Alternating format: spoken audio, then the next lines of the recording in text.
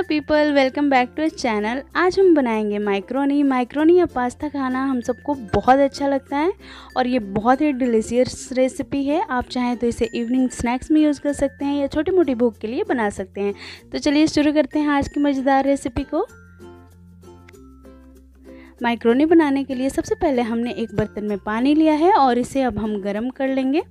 पानी जब हमारा गर्म हो जाएगा तब हम इसमें माइक्रोनी को डाल देंगे और इसके बाद हम इसमें डालेंगे आधी छोटी चम्मच नमक और थोड़ा सा हम इसमें डालेंगे कुकिंग ऑयल। इससे क्या होता है कि नीचे से जो माइक्रोनी है वो चिपकता नहीं है। तो बस थोड़ा सा ही कुकिंग ऑयल डालें और हम इसे बॉईल करेंगे 8 से 10 मिनट तक। जब तक ये अच्छी तरह से पक नहीं जाएगा तब तक हम इसे बॉईल करेंगे। सारी चीज़ों को हमने मिला लिया है। बीच बीच में हम इसे चेक भी करते रहेंगे। अब 8 से 10 मिनट हो चुके हैं। तो ये देखिए पास्ता जो है वो एकदम अच्छे से मतलब पक गया है। अगर आपको अभी ऐसे समझ नहीं आता है तो ऐसे फिंगर से टच करके आप पता कर सकते हैं कि आपका जो माइक्रोनी या पास्ता है वो पका है या नहीं। अब हम इसे छान के ठंडे पानी से धो लेंगे। वापस हम कढ़ाई रखेंगे गैस पे, इसमें तेल डालेंगे। इसमें ऐड करें हम कुछ वेजिस। तो सबसे पहले हम डालेंगे इसमें हरी मिर्च, इसके बाद हम प्याज डालेंगे और हम डालेंगे यहाँ पे कैप्सिकम यानी कि शिमला मिर्च। तो यहाँ पे मैंने 2 मीडियम साइज़ का प्याज, 1 बड़े साइज़ का शिमला मिर्च और 3 से 4 हरी मिर्च का यूज़ किया है और इसे हम अच्छे से मिला लेंगे। सब्जियों को 3 से 4 मिनट के लिए पका लेंगे अच्छे से। सब्जियां लो मीडियम फ्लेम पे ही पकाएं, हाई फ्लेम पे नहीं पकाएं। अब हम डाल रहे हैं यहाँ पे जिंजर गार्लिक पेस्ट थोड़ा सा। हम इसे देसी स्टाइल में बना रहे हैं ताकि एकदम देसी फ्लेवर ऐड कर सके इसमें। तो इसलिए हमने जिंजर गार्लिक पेस्ट ऐड किया है। इसे अच्छे से मिला लेंगे और इसके बाद अब हम इसमें ऐड करेंगे 1 मीडियम साइज़ का कटा हुआ टमाटर।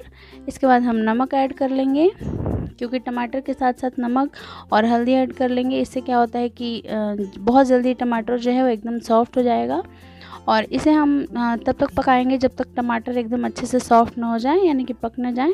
तब तक हम इसे चलाते हुए पकाएंगे और इस स्टेज पे मसाले जो हैं एकदम रेडी हो चुके हैं। तो अब हम इसमें डाल लेंगे माइक्रोनी जो हमने अलग करके छान के रखा हुआ था। तो माइक्रोनी अभी इस स्टेज पे एकदम ठंडा हो गया है और हम इसे सब्जियों में मिला लेंगे। साथ ही साथ हम इसमें डालेंगे मैगी मसाला। इसे बहुत ही एक अलग तरह का फ्लेवर ऐड होता है और बहुत टेस्टी लगता है। इसके साथ ही साथ हम डालेंगे पास्ता मसाला। अगर आपके पास पास्ता मसाला अवेलेबल नहीं है तो सिर्फ मैगी मसाला से भी आप बना सकते हैं, बहुत ही टेस्टी बनता है ये। या फिर मैगी मसाला भी नहीं है तो आप सिर्फ इसमें ब्लैक पेपर डाल के बना सकते हैं, तो भी बहुत टेस्टी लगता है।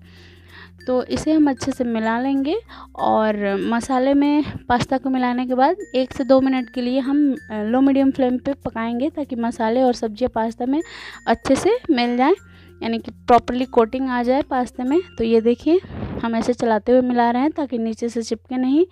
और यहाँ पे पास्ता जो है एकदम प्रॉपर रेडी हो गया है। अब बहुत अच्छा कलर आया है और बहुत अच्छी खुशबू आ रही है। वैसे भी किसी चीज़ में अगर आप मैगी मसाला डाल देते हैं तो वो बहुत ही टेस्टी हो जाता है मेरे हिसाब से। तो अब हम इस स्टेज पे गैस को ऑफ करेंगे और अब हम इसे गर्मा गर्म सर्व कर लेते हैं। तो मैं गैस को बंद करके एक सर्विंग प्लेट में इसे सर्व कर लेती हूँ। तो ये रहा डिलीशियस गर्मा गर्म पास्ता। जब भी आपका मन करे आप बना के खा सकते हैं। बहुत इजी रेसिपी है और ये सबको बहुत पसंद आता है। कुछ भी घर में खाने का अगर आपका मन करे तो चटपटा एकदम बना के आराम से खा सकते हैं, अपनी फैमिली के साथ एंजॉय कर सकते हैं। तो कैसी लगी आज की रेसिपी बताइएगा ज़रूर कमेंट सेक्शन में। रेसिपी को ट्राई कीजिए और मुझे बताइए कि आपकी रेसिपी कैसी बनी थी। मिलते हैं नेक्स्ट वीडियो में एक बहुत ही मज़ेदार रेसिपी के साथ। तब तक के लिए बाय बाय।